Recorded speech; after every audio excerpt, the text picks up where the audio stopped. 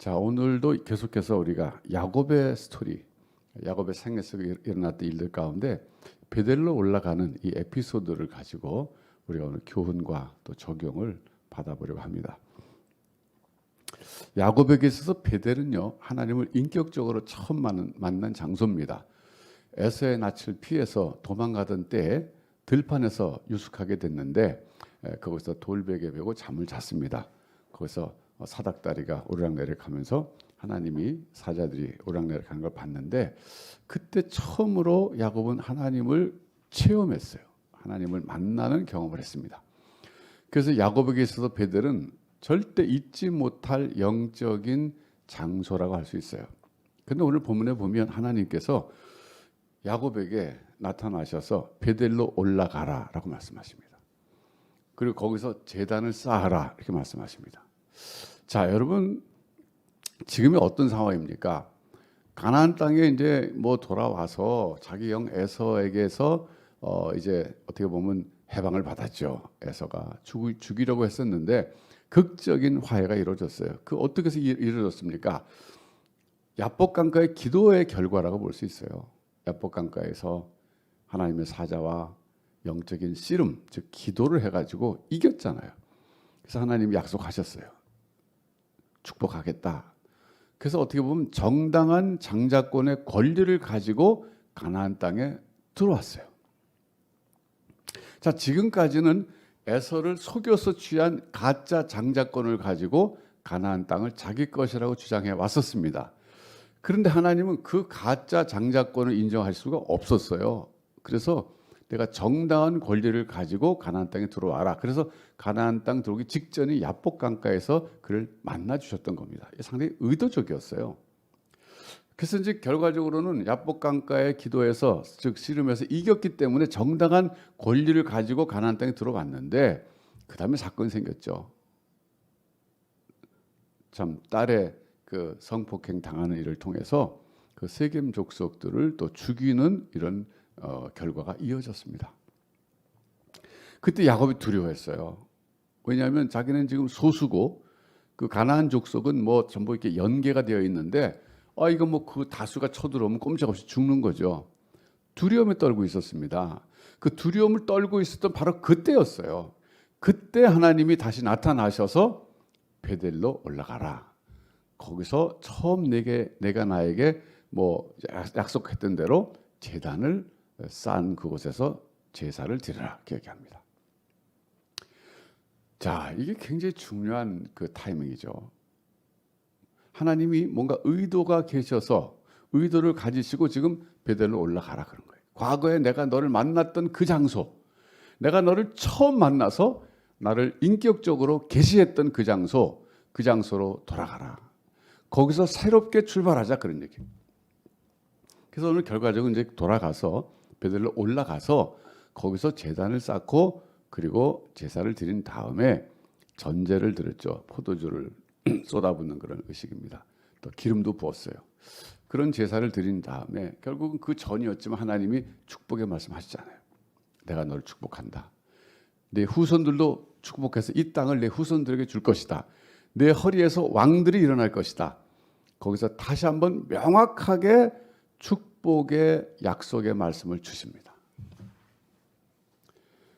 그게 어떻게 보면 그 두려움에서 벗어나게 되는 하나님의 말씀이었어요. 지금 야곱이 굉장히 두려워하는데 그 두려움을 벗어나는 방법이 뭐냐면 하나님이 내가 너와 함께 할 것이다. 아무도 너를 건들지 못한다. 심지어는 너의 후손들이 이 땅을 앞으로 차지하게 될 것이다. 왕들이 내 허리에서 나올 것이다. 여러분 이건 먼 미래까지 보장해 주신다는 약속의 말씀이었습니다. 그 말씀을 통해서 야곱은 마음의 평안을 되찾는 거죠.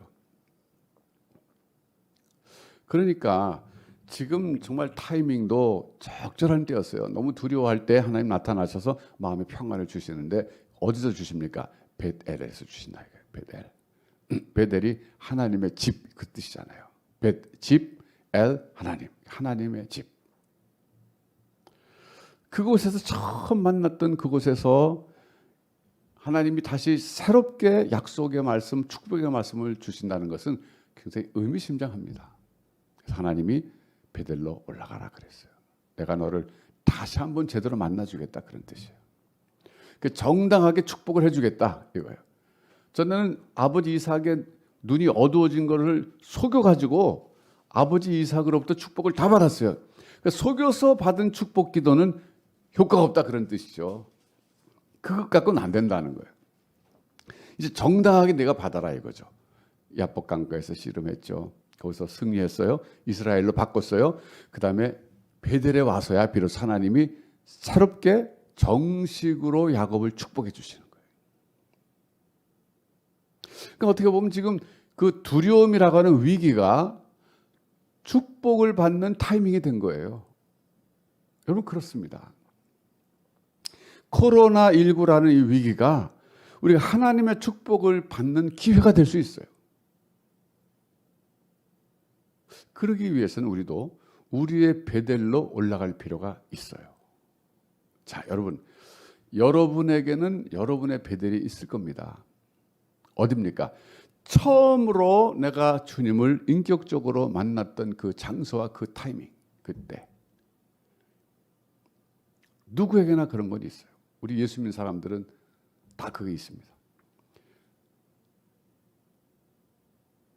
위기의 때 우리가 하나님을 처음으로 만났던 그때, 그 장소. 아니요. 하나님이 우리를 처음으로 만나 주셨던 그 장소와 그때로 올라갈 필요가 있어요. 새롭게 하나님의 축복을 받을 수 있는 찬스입니다. 단 조건이 있어요.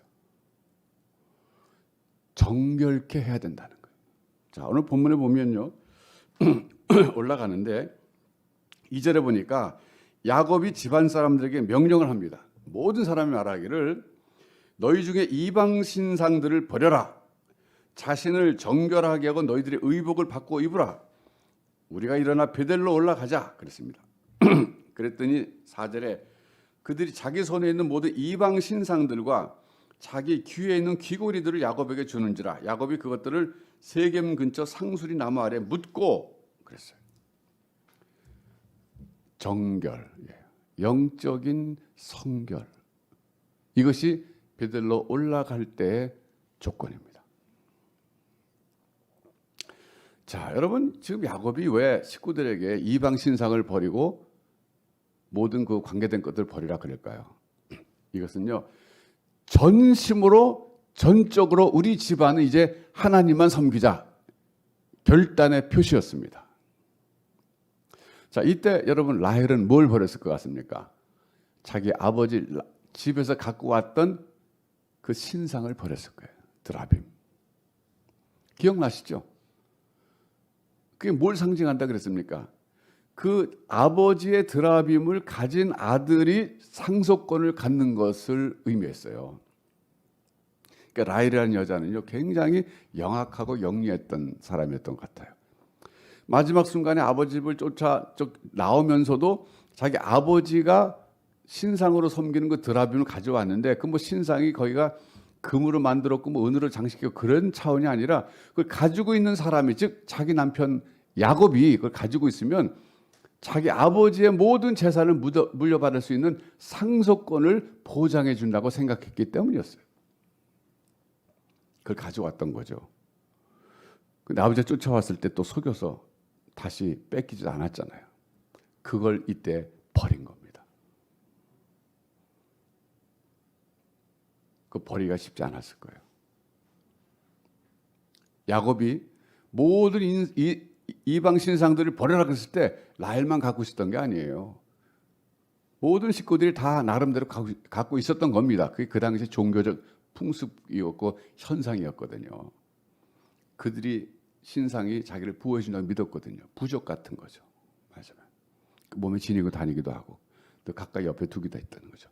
근데 야곱이 이때 영적으로 성숙한 사람이 됐거든요.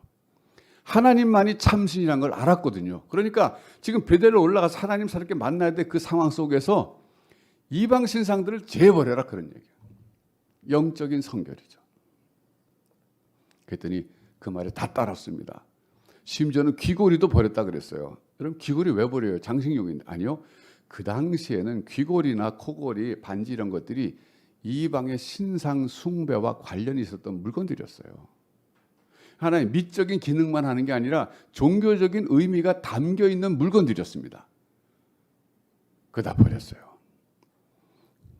그래서 땅을 파고 거기 상수리 나무 아래에다 묻었다 그러잖아요. 우리 내년이나 내후년 이스라엘 가면 가서 파오죠. 그거. 예. 아마 있을 거예요. 그거 있겠죠. 자, 여러분 이제 우리가 우리의 베델로 올라간다고 할 때 정결, 영적 성결을 회복해야 되는데 어떻게 해야 될까? 우리도 이방 신상과 관계된 것들을 버려야 됩니다. 여러분 그 소위 신사도 운동이라고 이제 있는데 이 기독교의 좀 신사도 운동이라고 뭐 지류라고 할 수 있어요. 어떤 메인스트림이 아니라 하나의 지류인데 기독교 정통 라인에서 약간 벗어났어요. 그래서 뭐 이단이라고 말하지는 않지만 좀 이단적일 수도 있다라고 비판을 이제 정통 라인에서 하고 있는 그 영적인 어떤 그룹인데 이 사람들은 어떻게 생각하냐면요. 자기 집안에 이방 신 종교와 관계된 어떤 물건도 있으면 내다 버려야 된다고 가르칩니다. 우리가 이제 외국에 관광 가잖아요. 외국에 여행 가잖아요. 그러면 이제 뭐 기념품 사다 보면은 우리는 뭐 모르지만 그게 그 지방의 어떤 종교적 의미를 담겨 있는 장식품일 수 있어요. 그렇잖아요. 우리는 모르고 사오잖아요. 이쁘니까. 그런데 그거를 사다 놨을 때 신사도 운동을 하는 사람들 입장에서 볼 때는요. 거기에 그 신이 따라온다고 생각해요. 붙었다고 생각해요. 그러다 내다 버려야 된다고 생각해요. 자, 여러분 어떻게 생각하세요? 저도 그 점에 대해서 많이 생각해 봤어요. 제가 생각하는 제 나름대로의 결론은요. 믿음대로 된다는 거예요. 만일에 누가 이거는 그 신을 섬기는 물건이다라고 생각하고 놓고 그 믿음을 갖고 있으면 그렇게 그 귀신이 장난할 수 있어요. 그러나 그런 믿음을 갖지 않고 이건 하나의 장식품이야. 그 생각하면 귀신이 역사할 수 없어요. 저는 귀신도 믿음을 근거로 해서 역사한다고 믿어요.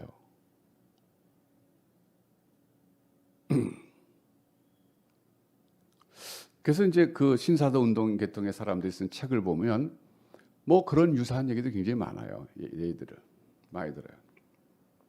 어쨌든 뭐 지금 그쪽으로 너무 나가면 좀 시간 관계상 좀 그러니까 제가 참고로 말씀드린 거예요. 영적인 세계에서는요. 무당이나 귀신들도 믿는 사람에게만 역사하지 믿지 않는 사람에게 역사할 수 없어요. 그럼 우리 예수 믿는 사람들은 귀신의 영향력보다 하나님이 월등히 전능하시다는 걸 믿기 때문에 그 능력 자체를 믿지 않고 무시해버리면 되는 거예요.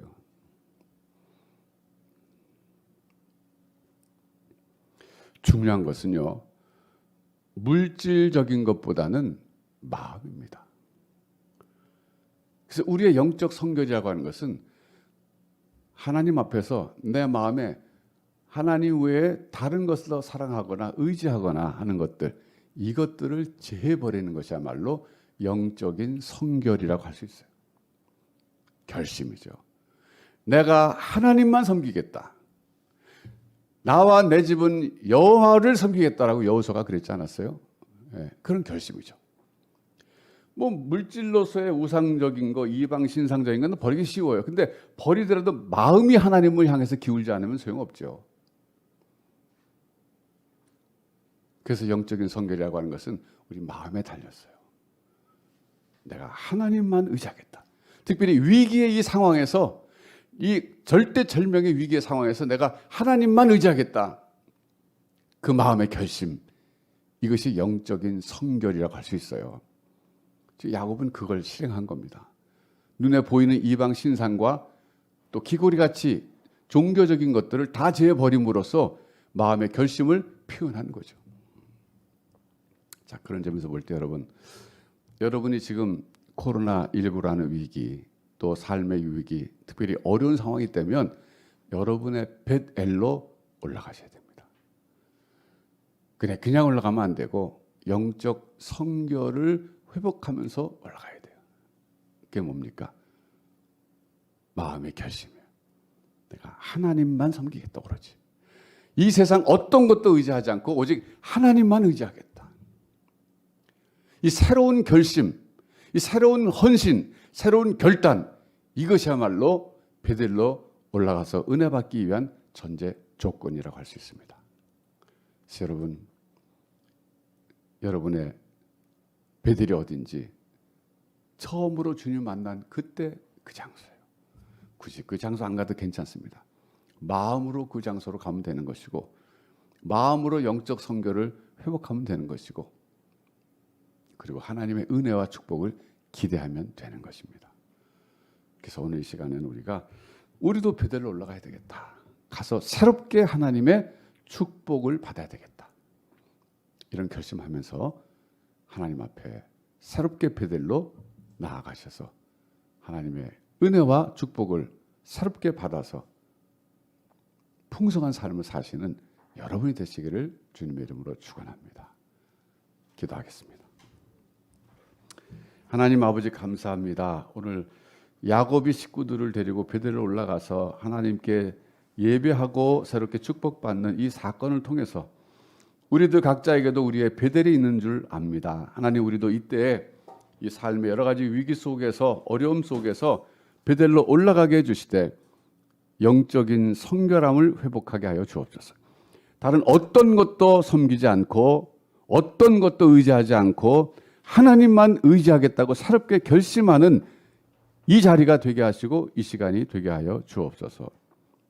그래서 새롭게 베델에서 하나님을 만나서 하나님의 은혜와 축복을 누리는 우리 모두가 되도록 축복하여 주옵소서. 예수님의 이름으로 기도하옵나이다. 아멘.